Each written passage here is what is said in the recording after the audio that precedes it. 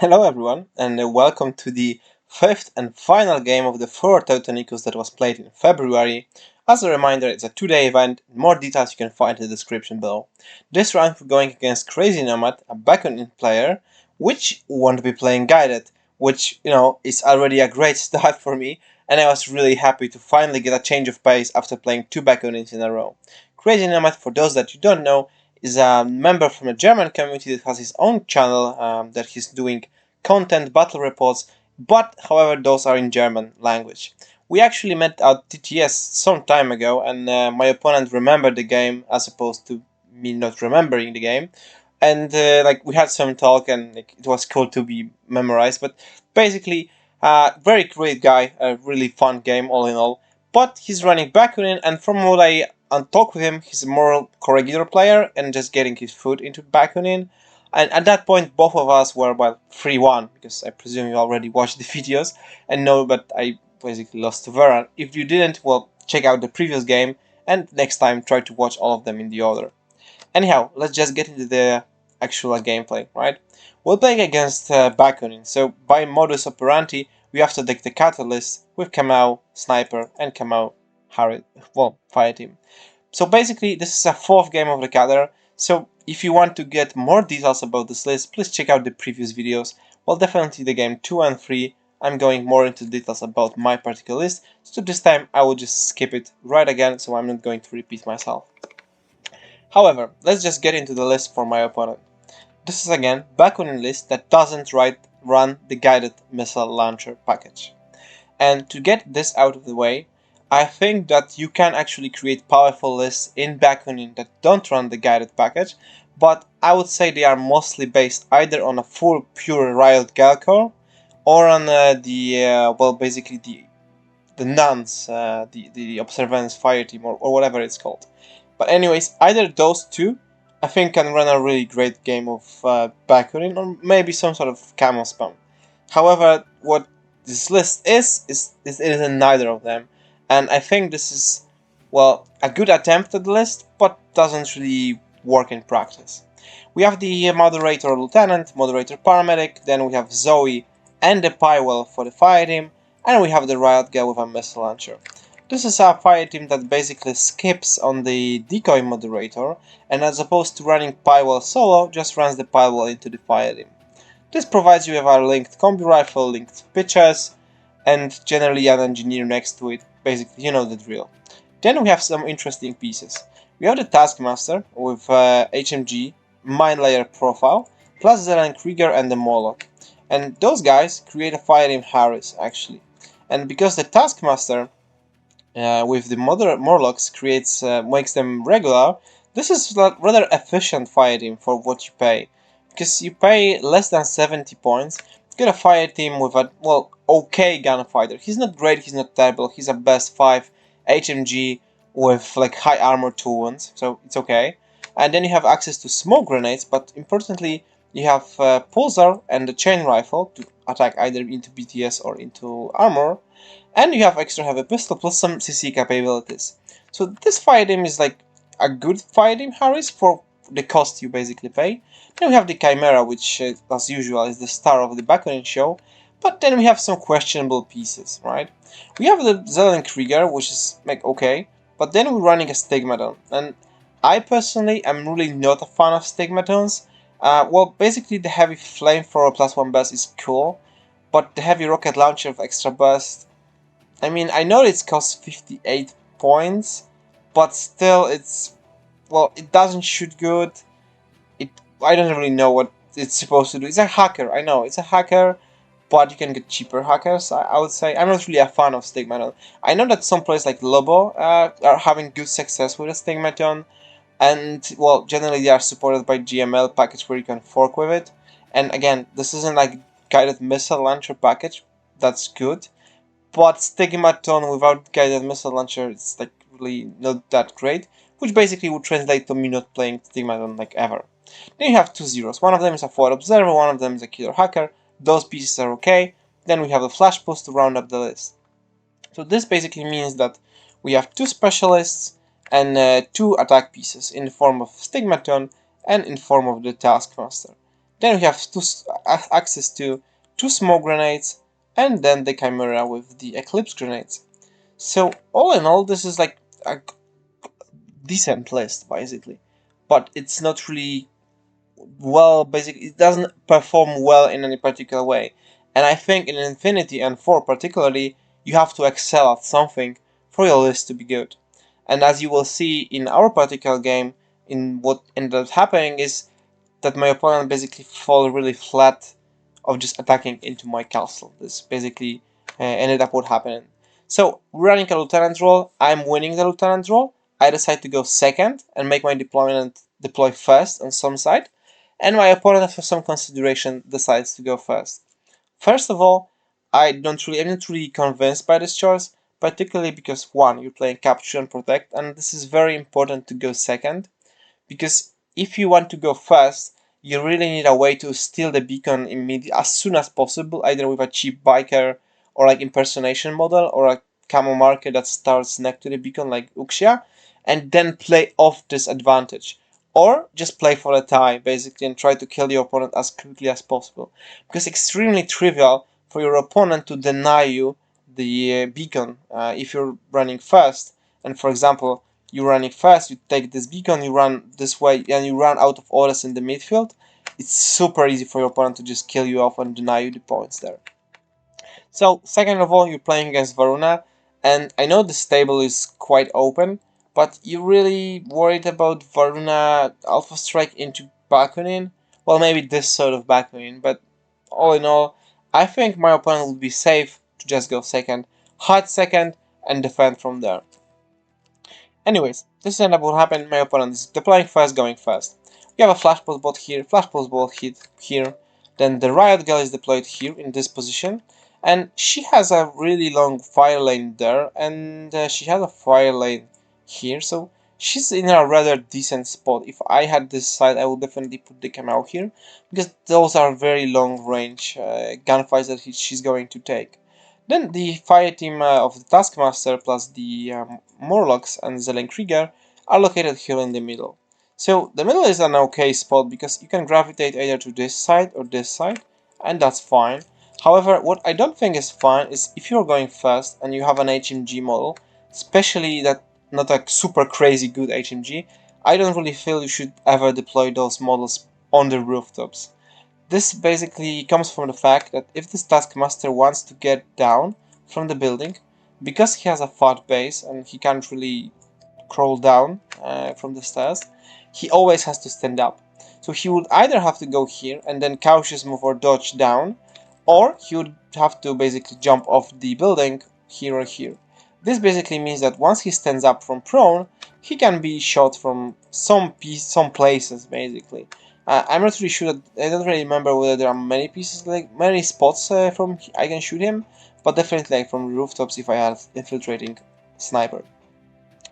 But it doesn't really won't affect the gameplay, as I'm basically refusing to take the fight with the Kamau, because if I could see the Taskmaster, I could see the Riot Girl, and I don't want to fight the Riot Girl.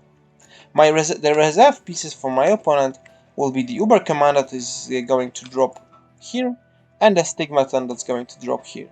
So, Uber Commander that's here, is basically kinda locked into the buildings, like it's not the fastest way to my beacon by any means.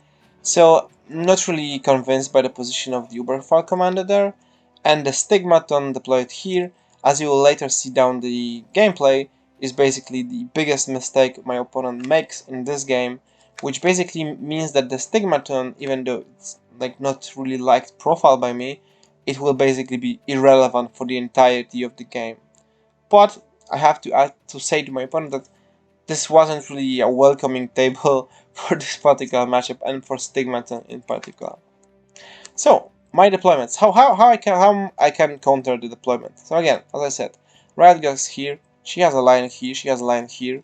She sees this rooftop, and she can get an angle with some maneuvering on those rooftops. So this is a no-go, and this is a no-go. Because, again, I don't want to take this fight by any means necessary. So the Kamau, by definition, has to go in the middle. This isn't the perfect spot for my Kamau sniper, because I can basically contest only those areas of the table. But I think this is like okay, it's better for her to survive than not to die. Then I reinforce my right flank with the heavy rocket launcher, Patsy, and the engineer somewhere there. The heavy rocket launcher is covering the beacon here. The Camaro is covering the beacon. Then they have Hilot that's covering this area, and then the other Hilot is covering this sort of area. And then finally my reserve piece will be the cutter, because the stigmatons here, remember.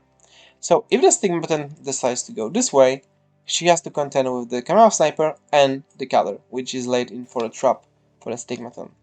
The cutter also contends this line of fire if the stigmaton decides to go for this way, basically creating a very narrow choke point for the stigmaton to take a very inefficient way to engage into any gunfights. This basically puts the stigmaton out of the gameplay, basically for the entirety of the game. Because my pieces are deployed so conservatively, my opponent has to travel quite a long way to get any angles on my arrow pieces. So my opponent probably starts off, he denies the impetus with the Chimera because he's scared he would climb up, he denies the impetus with the other guy, and basically the entire turn is this Taskmaster going all this way here, onto this crate and trying to discover this hilt.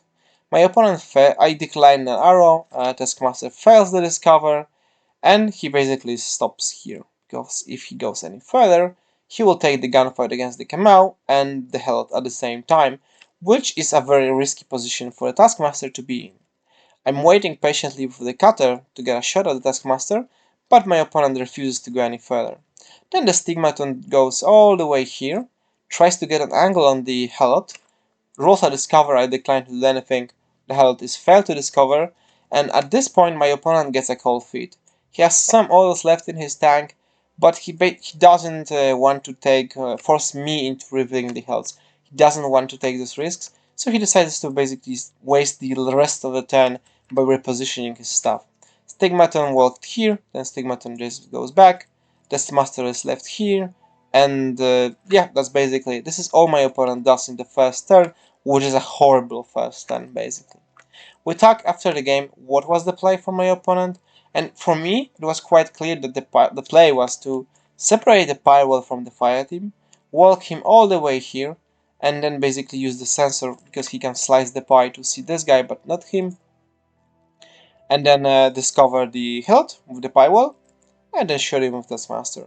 And then I will basically try to force the fight with the Camaro. Or, the option number 2 is to just send it with the Uber Commando and try to get into the beacon, or at the very least try to position the Uber Commando here and the Taskmaster here, and the Pi will basically remove the health here and remove the health here. This was the opponent's play, but he didn't see the play at that time. I'm starting my turn with the Taskmaster being here and the Stigmaton being on this side of the building. So basically the gameplay is quite simple. I kill the Taskmaster, I kill the Stigmaton, my opponent won't be able to get out of his deployment zone, easy game, right?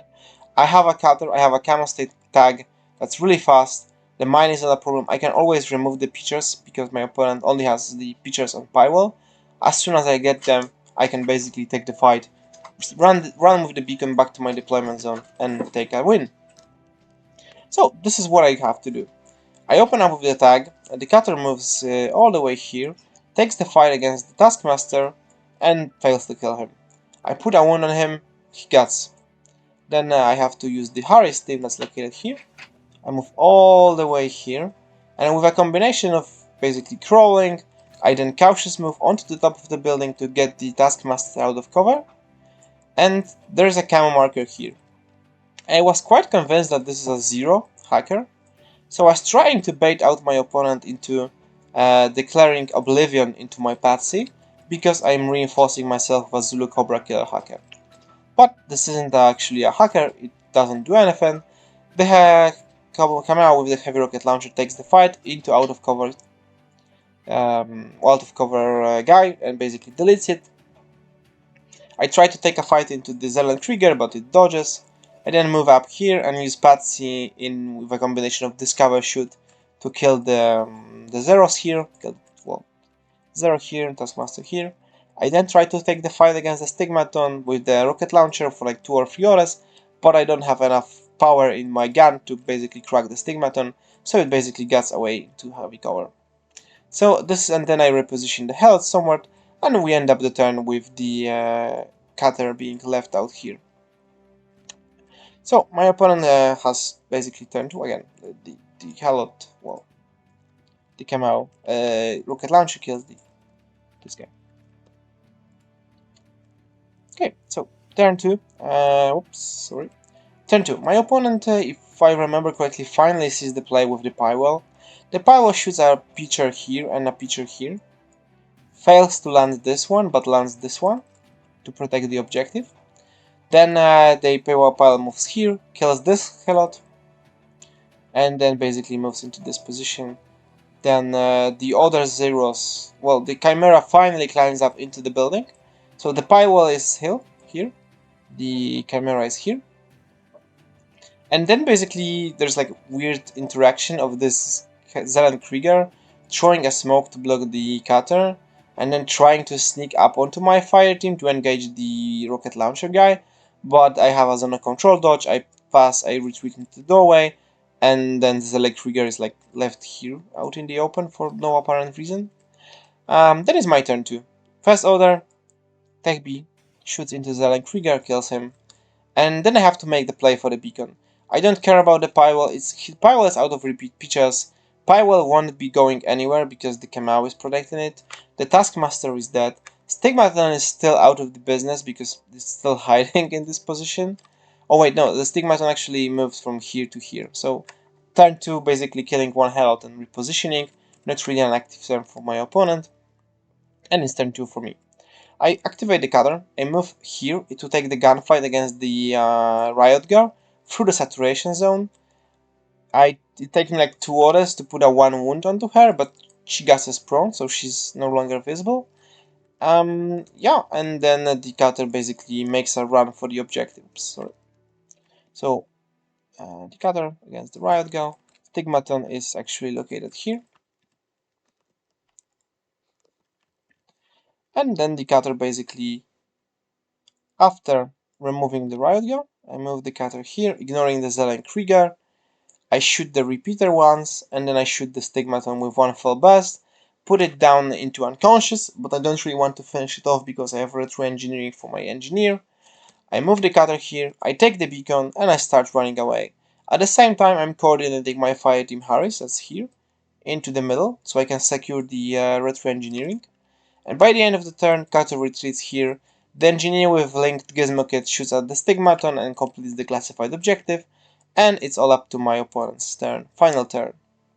At this point in time, I still have 10 orders in my 4th combat group, I only lost a Hilot, I have a cutter already inside of my 12-inch deployment zone, I have all the points in the world, and it's up to my opponent to basically nullify this advantage. My opponent starts strong with the Stigmaton, well, Zoe repairing the Stigmaton, but before that, he has some Furors to spend. The Chimera stands up and tries to make a play for it, but the Chimera basically just shoots her and kills her, and at the same time the Hilot with a rocket launcher clips the Zeros here. Then the Stigmaton is basically making a run for it, well, so those guys are dead. So the Stigmaton goes here, enters into Patsy, I shoot with an SMG, she flamethrows, Stigmaton flamethrowers me, Patsy goes KIA, but the Stigmaton goes down unconscious. Zoe shoots the Gizmo into the Stigmaton, repairs it, then the Stigmaton starts to run to get the angle on the cutter, shoots into Tech B, kills the poor Tech B, and gets flash post by the worker, ending the run with the Stigmaton around here before it can get to the cutter. And at this point in time, my opponent has 0 points, and I'm going into my turn 3. I start my turn 3, and I basically decided I'm going to pass all of my orders, all 8 of my orders that I have, and basically we shake hands with me getting a 9-0 score at the end. So 9-0, I played 2 turns in the end, but yeah, all in all a very fun game, but like I said, this wasn't the best list for Bakunin all in all, even though again, I think that you can create lists without guided that are good in Bakunin, and at the same time, there was a very obvious play that my opponent simply saw only at the turn 2, and it basically was a little bit too late, too slow. And the stigmaton proving that it can't do anything against Varuna basically was the summary of the game.